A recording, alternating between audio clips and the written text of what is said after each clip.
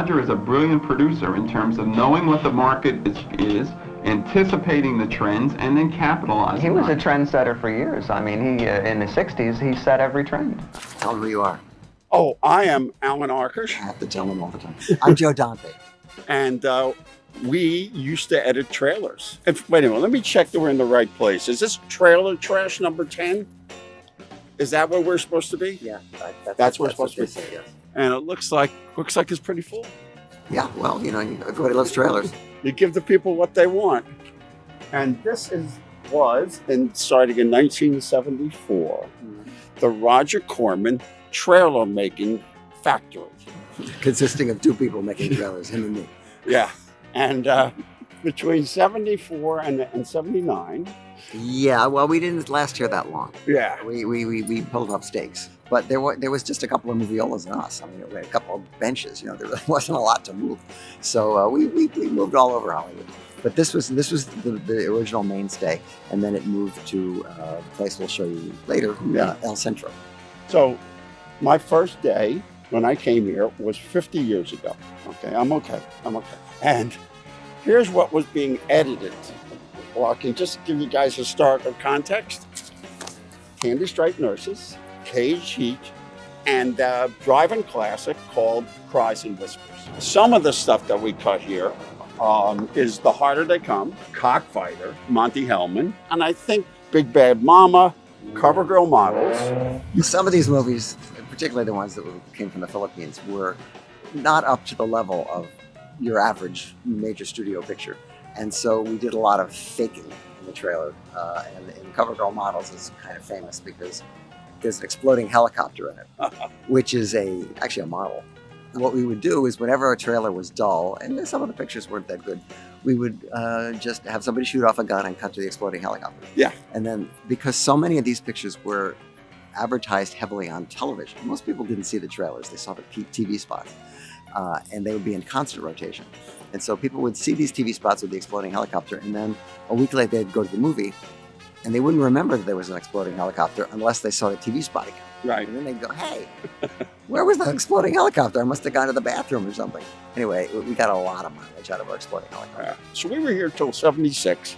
So in total, I think you and I caught about 50 trailers and about another 50 to 75 TV spots, because sometimes we did two. Yeah. Some of my favorites that you did. Amarcord, great It's a trailer. classy movie. I mean, how can you do a bad trailer for it? And Death Race 2000 is a great one. Death Race 2000 was Roger had there was a deal where there was a thing called 60-second teaser, and the trailers would run that for free, and then when the picture came out, and then a trailer would supplant it, and they would have to pay for that. Well, Roger decided not to make a trailer, just to charge them for the teaser. So the only thing that was ever done on that picture was the 60-second teaser. And one of the reasons was because there was a little controversy between Roger and the director, Paul Bartel, as to how much comedy there should be in the movie. And so when we went to cut the trailer, it was too funny. And Roger said, just use the teaser. And we did. And nobody ever... It's a really good teaser. It is a good teaser. It's the beginning of what the mature style of This is the second editing room, 1607 North El Centro. Anyway, this is where all the magic happened, because we did most of our trailers in this building, and many of our classics. But we were here for a long time. I was here actually until I left Newville. Yeah, me too. This is the last trailer I cut was Lady in Red. The last trailer I cut was Star Crash. And that was after I'd edited Grand Theft Auto, and I'd actually made a couple of pictures that I came back to do a couple of trailers. Speaking of pictures, all the pictures that were cut in here. Yeah. I Never Promised You a Rose Garden. Yeah, Grand Theft Auto. Grand Theft Auto.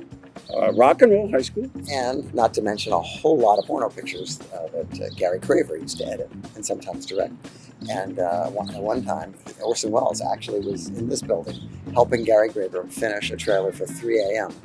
because he needed Gary for more pickups on the other side of the wind or something. And he said, Gary, I'll come in, I'll do it. Let's just finish it.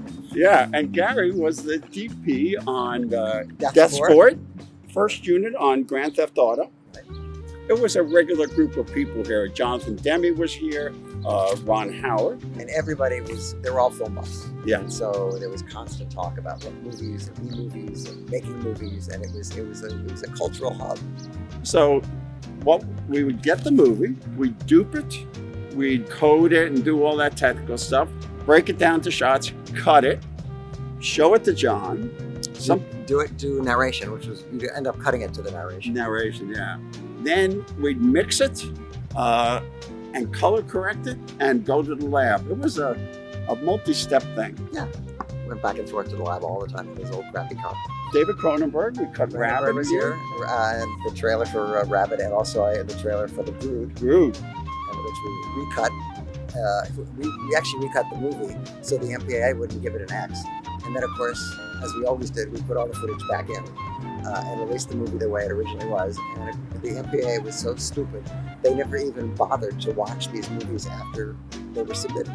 Yeah, and the stuff that we showed them was Roger made the movies in color, and then he made black and white dailies. So they had mostly grayscale, and then we would dupe the black and white dailies at the dupeteria, and they'd be high-con black and white. And then when we brought it to the MPA, they probably were a dupe of a dupe. Yeah. And they couldn't see the blood or anything. And they thought we were amusing because other people were very professional, and we didn't know what we were doing. We certainly weren't very professional. No. So and they we were would very never upset. give them a mixed trailer. They were very upset when they saw the color version of the Big Bad Mama trailer because there was blood everywhere. And even we didn't know it because we were cutting in black and white. Yeah, so we would sit there next to them and do the narration because we had no mixed tracks. So we do the narration for Cockfighter, and one day we did a funny narration. Frank had the biggest cock in town, and it was a funny thing that we were doing as a joke, and the poor guy almost had a conniption. No, you can't say that. He said, we're just kidding. But So, yeah, they liked us. we had our little world here, which once we had to do a trailer for Roger's releases on Fox, Capone. Yes, I said this is a big studio, and Roger had to deal with them, and so he was making some pictures. Capone, Moving Violation, and Fighting Mad. Yeah, Jonathan Demme's fighting that. And so we were doing the trailers, and so we had to work with official trailer people who thought that we were out of our minds. These kids, they don't know what they're doing. Well, yeah, so we go to 20th Century Fox, and there are all these executives, marketing executives in the room. And we sit down with our black and white dupe and one track, and we're going to read the narration while it's playing. And they are watching, I swear to God, it was 12 different versions of At Long Last Love, all mixed. And about version 6, Joe says to me, I thought this was a musical. They had taken out all the music. So now up comes our black and white mess, and we're shouting and stuff, and there's silence in the room. And they said, we'll call Roger. Now, guess which movie made more money? That was our foray into the real world. And from here, But we didn't last long there. We Yeah. came back. Death Sport, well, you have more Death Sport stories oh than I my do. God, I can survive your death sport. I came in on a Saturday, and the director was screaming at the He editor. was called to save Death Sport, Yeah, which was a long, burgeoning project that Roger had been trying to get off the ground ever since Death Race made a lot of money. And they could never really figure out how to do it. And so he just finally said, well, just let's make it. We got the exhibitors want it. We'll make it. So they made it with a not very good script and a director who didn't know what he was doing, and who everybody on the picture hated each other. And it was a total disaster. And so who did they go to save the picture? and the deal was if I worked on the picture, which meant direct it, rewrite it, and re-edit it, he would let me make my high school musical. So I took the deal. It was 6 weeks of intense labor. The big night is here. At the Egyptian on Hollywood Boulevard, we have a sneak preview. And about a third of the way in, the audience is doing catcalls at the movie. And at one point, the projectionist closes the curtain on the movie. And it's being projected on the curtain. It opens, and David Carradine does his famous line, which was, "Now we will have our duel." And somebody yells, "It's about fucking time." Our meeting on the sidewalk with Roger, It was not good. yeah, he said, "Well, what can we do?" We said, "Well, we could, I don't know." He says, fuck it, send it out." That was the end of Death Sport. But Roger also used to like to retitle pictures if they didn't make any money. When he did Cockfighter, under the mistaken impression that people in Georgia wanted to see a movie about cockfighting. And it was, he opened it in Georgia, it was a disaster. And he was on vacation. He called in and he said, I want you to go to the movie and take the scene where Warren Oates goes to bed and turns out the light. And I want you to take some scenes from Night Call Nurses and some scenes from the truck chase and some other movie and some explosions and stuff. And I want you to put them in the picture right after he turns the light off. And that'll be a dream sequence. Then I want you to put all that stuff in the trailer, call it Born to Kill, make a new trailer, don't have any birds in it, and see what happens. So we did that. And so Joe hears this conversation. He's repeating it so I can hear it. And at the end he goes to Roger, really? So it didn't work as Born to Kill. It didn't work as Gambling Man. It didn't work. He changed the title several different times. And the tragedy of it was that certain prints were still in circulation that had all the other titles. So at the World Theater on Hollywood Boulevard, they mistakenly booked Cockfighter and Born to Kill as a double bill. And when the audience found out that they were seeing the same picture twice, they almost wrecked the place. And this happened a lot. Yeah, because I recut Final Come Down into Blast. Right. And it played again in that theater, and people started yelling, I've seen this picture.